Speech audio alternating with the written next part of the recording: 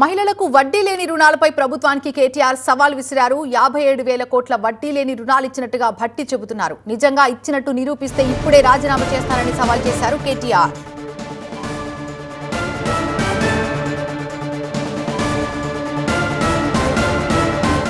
గౌరవ deputy CM గారు ఒక మాట అన్నారు అధ్యక్ష. 40,000 కోట్లు కాదు 57,000 కోట్లు వడ్డీ లేని రుణాలు ఇచ్చామన్నారు. అంతేగా సార్ మీరు చెప్పింది? 57,000 కోట్ల వడ్డీ లేని రుణాలు ఇచ్చామని ఆన్ రికార్డ్ ఇప్పుడు డిప్యూటీ సీఎం చెప్పారు. Sir, I challenge the honourable deputy CM. ఆయన చెప్పిన మాట వాస్తవం అయితే, 57,000 కోట్ల వడ్డీ లేని రుణాలు ఇచ్చిన మాట వాస్తవం అయితే ఆర్డర్ కాపీ చూపెట్టమనండి. ఇక్కడే రాజీనామా చేసి నేను శాశ్వతంగా, లేదంటే వారు రాజీనామా చేయాల్సి, తప్పుడు ప్రచారం చేసినందుకు, సభను తప్పుదోవ పట్టించినందుకు వారు రాజీనామా చేయాలి.